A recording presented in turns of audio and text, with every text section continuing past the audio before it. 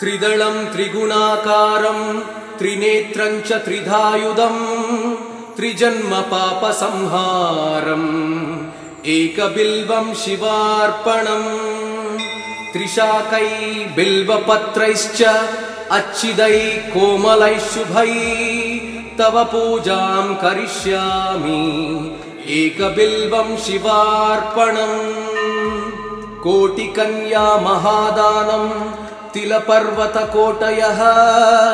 काञ्चनं क्षीरदानेन एकबिल्वं शिवार्पणम् काशीक्षेत्रनिवासं च कालभैरवदर्शनम् प्रयागे माधवं दृष्ट्वा एकबिल्वं शिवार्पणम् इन्दुवारे व्रतं स्थित्वा निराहारो महेश्वरः नक्तं हौष्यामि देवेश एकबिल्वं शिवार्पणम् रामलिङ्गप्रतिष्ठा च वैवाहिककृतं तथा तटाकानि च सन्धानम् एकबिल्वं शिवार्पणम् अखण्डबिल्वपत्रं च आयुधं शिवपूजनं कृतं नाम सहस्रेण एकबिल्वं शिवार्पणम् उमया सह देवेश नन्दिवाहनमेव च भस्मलेपन सर्वाङ्गम्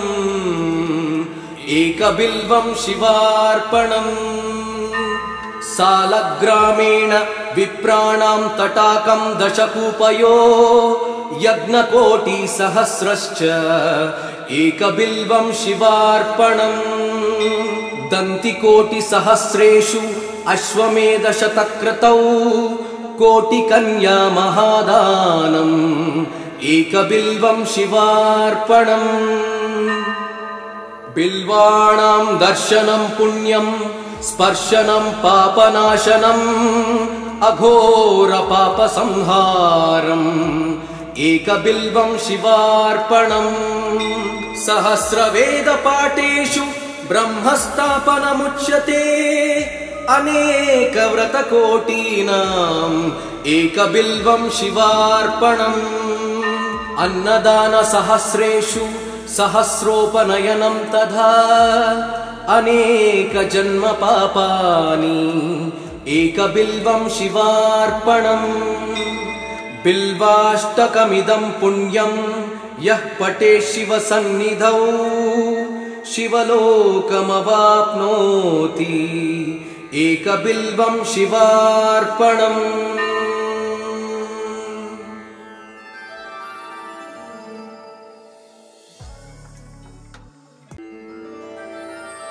त्रिदलं त्रिगुणाकारं त्रिनेत्रं च त्रिधायुधं त्रिजन्म पापसंहारम् एकबिल्वं शिवार्पणम् त्रिशाकै बिल्वपत्रैश्च अच्छिदै कोमलैः शुभै तव पूजां करिष्यामि एकबिल्वं शिवार्पणम् कोटिकन्या महादानं तिलपर्वतकोटयः काञ्चनं क्षीरदानेन एकबिल्वं शिवार्पणम् काशीक्षेत्रनिवासं च कालभैरवदर्शनम् प्रयागे माधवं दृष्ट्वा एकबिल्वं शिवार्पणम् इन्दुवारे व्रतं स्थित्वा निराहारो महेश्वरः नक्तं हौष्यामि देवेश एकबिल्वं शिवार्पणम् रामलिङ्गप्रतिष्ठा च वैवाहिककृतं तथा तटाकानि च सन्धानम् एकबिल्वं शिवार्पणम् अखण्डबिल्वपत्रं च आयुधं शिवपूजनं कृतं नाम सहस्रेण एकबिल्वं शिवार्पणम् उमया सह देवेश नन्दिवाहनमेव च भस्मलेपन सर्वाङ्गम् एकबिल्वं शिवार्पणम् सालग्रामेण विप्राणां तटाकं दशकूपयो यज्ञकोटिसहस्रश्च एकबिल्वं शिवार्पणम् दन्तिकोटिसहस्रेषु अश्वमेधशतक्रतौ कोटिकन्या महादानम् एकबिल्वं शिवार्पणम् बिल्वाणां दर्शनं पुण्यं स्पर्शनं पापनाशनम् अघोरपापसंहारम् एकबिल्वं शिवार्पणम् सहस्रवेदपाठेषु ब्रह्मस्थापनमुच्यते अनेकव्रतकोटीनाम् एकबिल्वं शिवार्पणम् अन्नदानसहस्रेषु सहस्रोपनयनं तथा अनेकजन्मपापानि एकबिल्वं शिवार्पणम् बिल्वाष्टकमिदं पुण्यं यः पठेत् शिवसन्निधौ शिवलोकमवाप्नोति एकबिल्वं शिवार्पणम्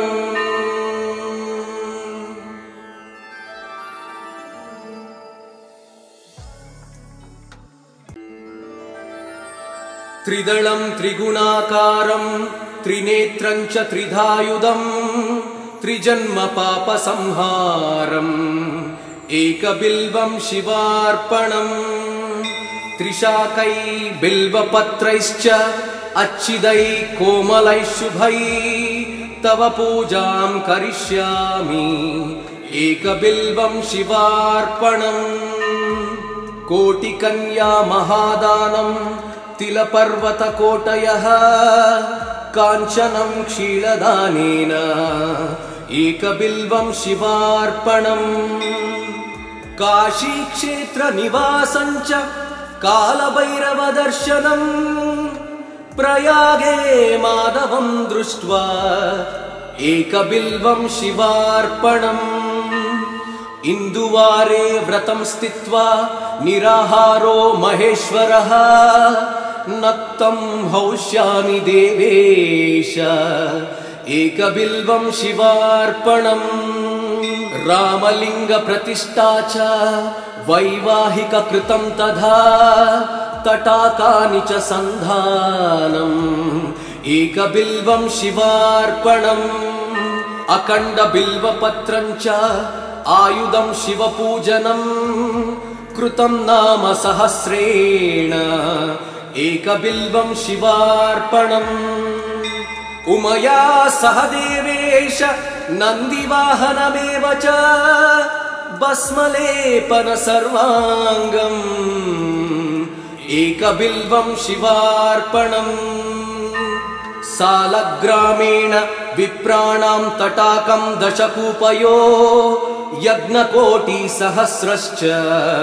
एकबिल्वं शिवार्पणम् दन्तिकोटिसहस्रेषु अश्वमेधशतक्रतौ कोटिकन्या महादानम् एकबिल्वं शिवार्पणम् बिल्वाणां दर्शनं पुण्यं स्पर्शनं पापनाशनम् अघोरपापसंहारम् एकबिल्वं शिवार्पणम् सहस्रवेदपाठेषु ब्रह्मस्थापनमुच्यते अनेकव्रतकोटीनाम् एकबिल्वं शिवार्पणम् अन्नदानसहस्रेषु सहस्रोपनयनं तथा अनेकजन्मपापानि एकबिल्वं शिवार्पणम् बिल्वाष्टकमिदं पुण्यं यः पठेत् शिवसन्निधौ शिवलोकमवाप्नोति एकबिल्वं शिवार्पणम्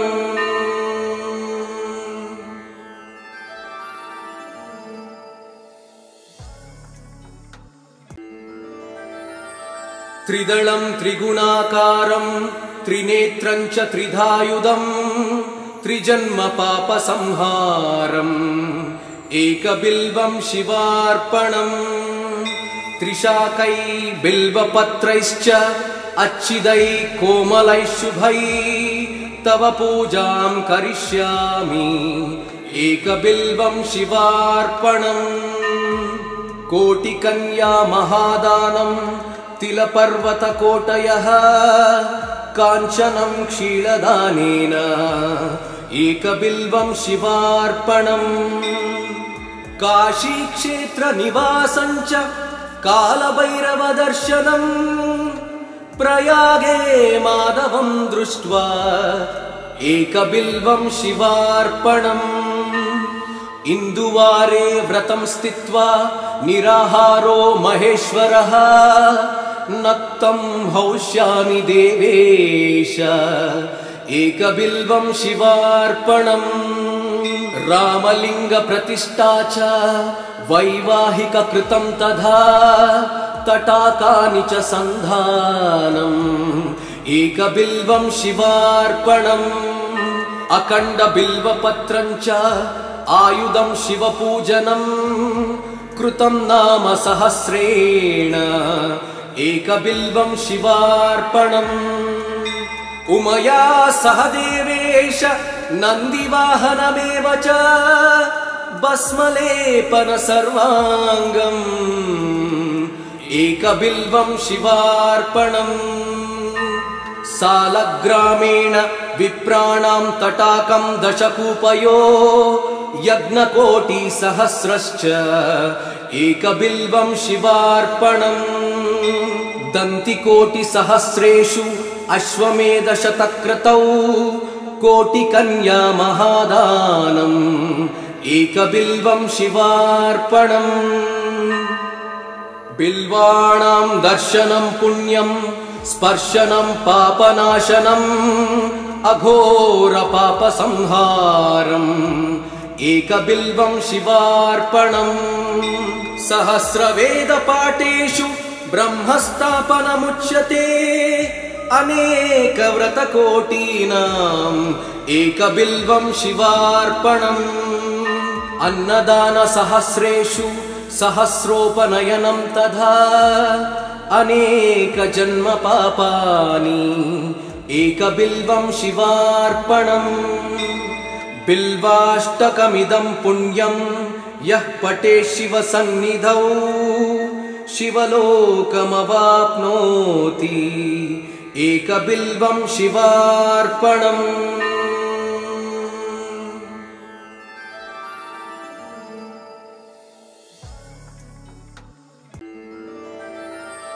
त्रिदलं त्रिगुणाकारं त्रिनेत्रं च त्रिधायुधम् त्रिजन्मपापसंहारम् एकबिल्वं शिवार्पणम् त्रिशाकै बिल्वपत्रैश्च अच्छिदै कोमलैः शुभै तव पूजां करिष्यामि एकबिल्वं शिवार्पणम् कोटिकन्या महादानं तिलपर्वतकोटयः काञ्चनं क्षीरदानेन एकबिल्वं शिवार्पणम् काशीक्षेत्रनिवासं च कालभैरवदर्शनम् प्रयागे माधवं दृष्ट्वा एकबिल्वं शिवार्पणम् इन्दुवारे व्रतं स्थित्वा निराहारो महेश्वरः नक्तं हौष्यामि देवेश एकबिल्वं शिवार्पणम् रामलिङ्गप्रतिष्ठा च वैवाहिककृतं तथा तटाकानि च सन्धानम् एकबिल्वं शिवार्पणम् अखण्डबिल्वपत्रं च आयुधं शिवपूजनं कृतं नाम सहस्रेण एकबिल्वं शिवार्पणम् उमया सह देवेश नन्दिवाहनमेव च भस्मलेपन सर्वाङ्गम् एकबिल्वं शिवार्पणम् सालग्रामेण विप्राणां तटाकं दशकूपयो यज्ञकोटिसहस्रश्च एकबिल्वं शिवार्पणम् दन्तिकोटिसहस्रेषु अश्वमेधशतक्रतौ कोटिकन्या महादानम् एकबिल्वं शिवार्पणम् बिल्वाणां दर्शनं पुण्यं स्पर्शनं पापनाशनम् अघोरपापसंहारम् एकबिल्वं शिवार्पणम् सहस्रवेदपाठेषु ब्रह्मस्थापनमुच्यते अनेकव्रतकोटीनाम् एकबिल्वं शिवार्पणम् अन्नदानसहस्रेषु सहस्रोपनयनं तथा अनेकजन्मपापानि एकबिल्वं शिवार्पणम् बिल्वाष्टकमिदं पुण्यं यः पठेत् शिवसन्निधौ शिवलोकमवाप्नोति एकबिल्वं शिवार्पणम्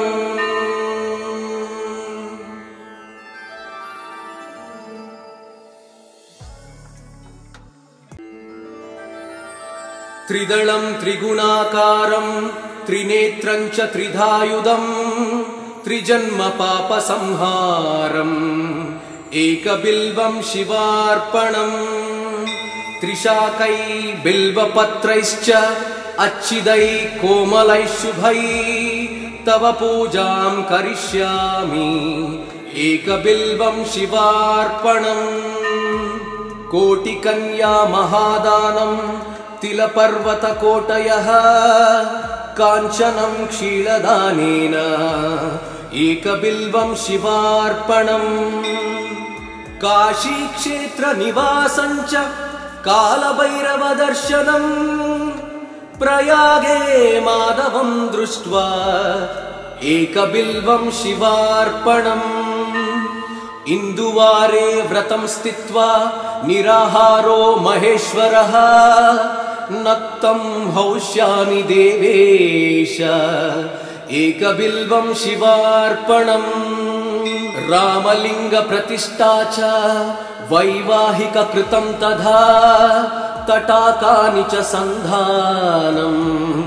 एकबिल्वं शिवार्पणम् अखण्डबिल्वपत्रं च आयुधं शिवपूजनम् कृतं नाम सहस्रेण एकबिल्वं शिवार्पणम् उमया सह देवेश नन्दिवाहनमेव च भस्मलेपन सर्वाङ्गम् एकबिल्वं शिवार्पणम् सालग्रामेण विप्राणां तटाकं दशकूपयो यज्ञकोटिसहस्रश्च एकबिल्वं शिवार्पणम् दन्तिकोटिसहस्रेषु अश्वमेधशतक्रतौ कोटिकन्या महादानम् एकबिल्वं शिवार्पणम्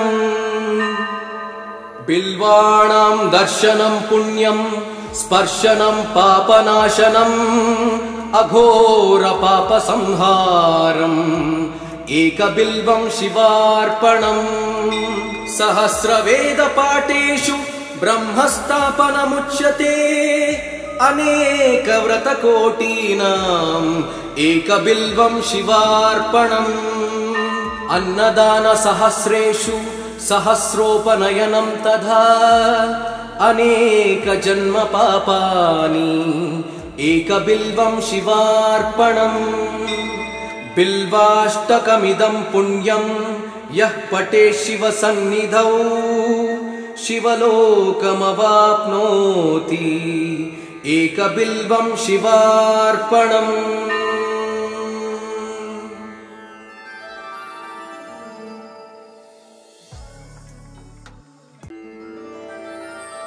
त्रिदलं त्रिगुणाकारं त्रिनेत्रं च त्रिधायुधं त्रिजन्मपापसंहारम् एकबिल्वं शिवार्पणम् त्रिशाकै बिल्वपत्रैश्च अच्छिदै कोमलै शुभै तव पूजां करिष्यामि एकबिल्वं शिवार्पणम् कोटिकन्या महादानं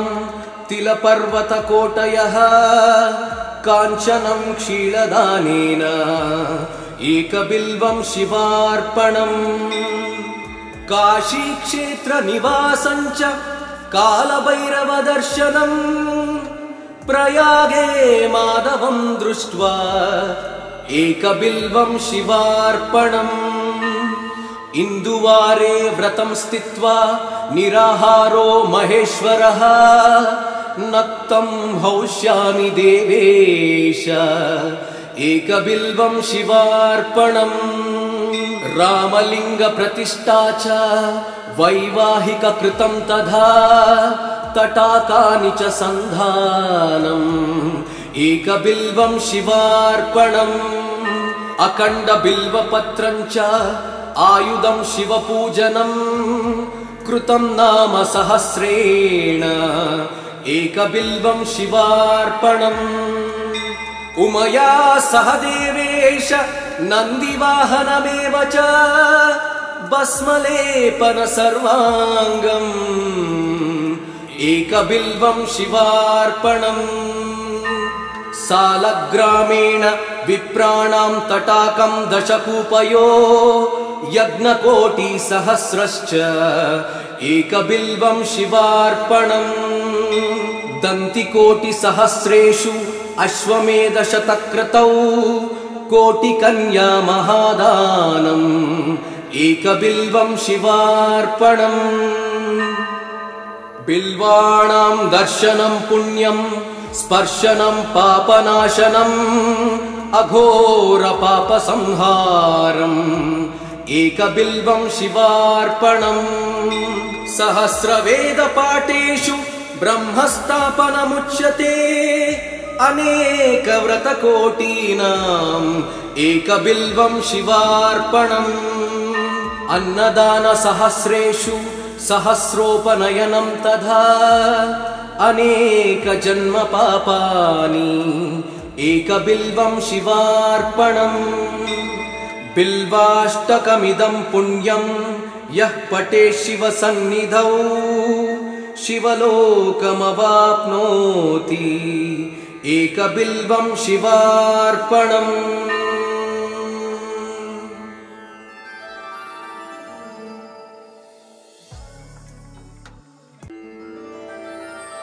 त्रिदलं त्रिगुणाकारं त्रिनेत्रं च त्रिधायुधम् त्रिजन्मपापसंहारम् एकबिल्वं शिवार्पणम् त्रिशाकै बिल्वपत्रैश्च अच्छिदै कोमलै शुभै तव पूजां करिष्यामि एकबिल्वं शिवार्पणम् कोटिकन्या महादानं तिलपर्वतकोटयः काञ्चनं क्षीरदानेन एकबिल्वं शिवार्पणम् काशीक्षेत्रनिवासं च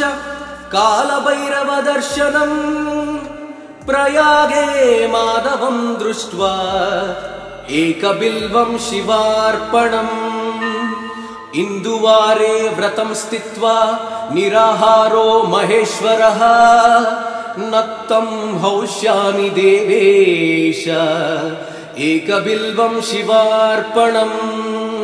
रामलिङ्गप्रतिष्ठा च वैवाहिककृतं तथा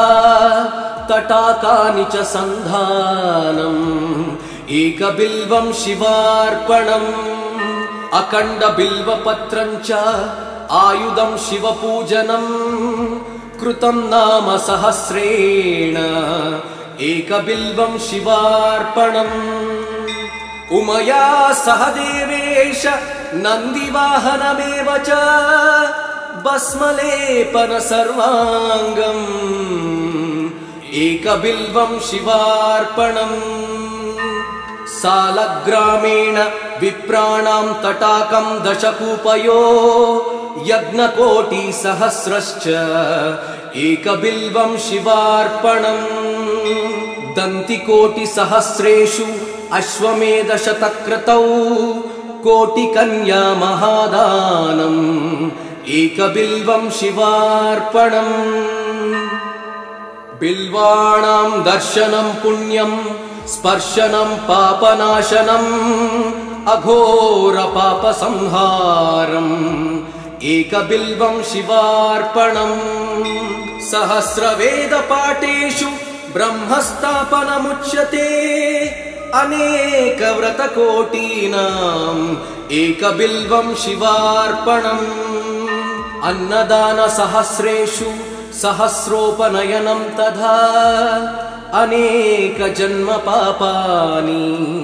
एकबिल्वं शिवार्पणम्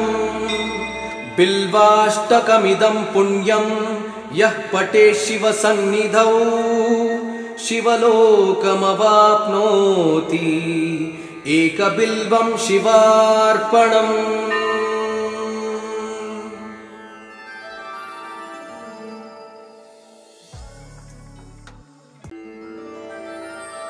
त्रिदलं त्रिगुणाकारं त्रिनेत्रं च त्रिधायुधं त्रिजन्मपापसंहारम् एकबिल्वं शिवार्पणम् त्रिशाकै बिल्वपत्रैश्च अच्छिदै कोमलै शुभै तव पूजां करिष्यामि एकबिल्वं शिवार्पणम् कोटिकन्या महादानं तिलपर्वतकोटयः काञ्चनं क्षीरदानेन एकबिल्वं शिवार्पणम् काशीक्षेत्रनिवासं च कालभैरवदर्शनम् प्रयागे माधवं दृष्ट्वा एकबिल्वं शिवार्पणम् इन्दुवारे व्रतं स्थित्वा निराहारो महेश्वरः नक्तं हौष्यामि देवेश एकबिल्वं शिवार्पणम् रामलिङ्गप्रतिष्ठा च वैवाहिककृतं तथा तटाकानि च सन्धानम् एकबिल्वं शिवार्पणम् अखण्डबिल्वपत्रं च आयुधं शिवपूजनम् कृतं नाम सहस्रेण एकबिल्वं शिवार्पणम् उमया सह देवेश नन्दिवाहनमेव च भस्मलेपन सर्वाङ्गम् एकबिल्वं शिवार्पणम् सालग्रामेण विप्राणां तटाकं दशकूपयो यज्ञकोटिसहस्रश्च एकबिल्वं शिवार्पणम् दन्तिकोटिसहस्रेषु अश्वमेधशतक्रतौ कोटिकन्या महादानम् एकबिल्वं शिवार्पणम् बिल्वाणां दर्शनं पुण्यं स्पर्शनं पापनाशनम्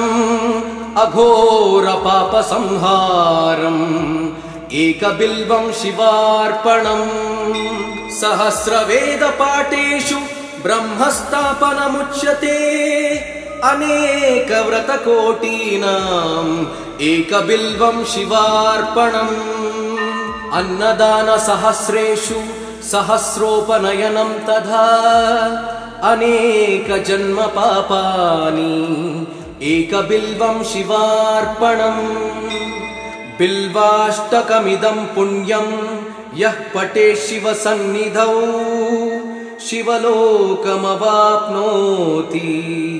एकबिल्वं शिवार्पणम्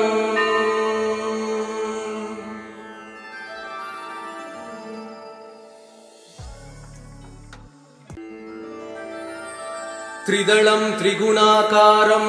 त्रिनेत्रं च त्रिधायुधं त्रिजन्मपापसंहारम् एकबिल्वं शिवार्पणम् त्रिशाकै बिल्वपत्रैश्च अच्छिदै कोमलै शुभै तव पूजां करिष्यामि एकबिल्वं शिवार्पणम् कोटिकन्या महादानं तिलपर्वतकोटयः काञ्चनं क्षीरदानेन एकबिल्वं शिवार्पणम् काशीक्षेत्रनिवासं च कालभैरवदर्शनम् प्रयागे माधवं दृष्ट्वा एकबिल्वं शिवार्पणम् इन्दुवारे व्रतं स्थित्वा निराहारो महेश्वरः नक्तं हौष्यामि देवेश एकबिल्वं शिवार्पणम् रामलिंग प्रतिष्ठा च वैवाहिक कृतं तथा तटाकानि च सन्धानम् एकबिल्वं शिवार्पणम् अखण्ड बिल्वपत्रं च आयुधं शिवपूजनम् कृतं नाम सहस्रेण एकबिल्वं शिवार्पणम् उमया सह देवेश नन्दिवाहनमेव च भस्मलेपन सर्वाङ्गम् एकबिल्वं शिवार्पणम् सालग्रामेण विप्राणां तटाकं दशकूपयो यज्ञकोटिसहस्रश्च एकबिल्वं शिवार्पणम् दन्तिकोटिसहस्रेषु अश्वमेधशतक्रतौ कोटिकन्या महादानम् एकबिल्वं शिवार्पणम् बिल्वाणां दर्शनं पुण्यं स्पर्शनं पापनाशनम् अघोर पापसंहारम् एकबिल्वं शिवार्पणम् सहस्रवेदपाठेषु ब्रह्मस्थापनमुच्यते अनेक व्रतकोटीनाम् एकबिल्वं शिवार्पणम् अन्नदान सहस्रेषु सहस्रोपनयनं तथा अनेक जन्म पापानि एकबिल्वं शिवार्पणम् बिल्वाष्टकमिदं पुण्यं यः पठेत् शिवसन्निधौ शिवलोकमवाप्नोति एकबिल्वं शिवार्पणम्।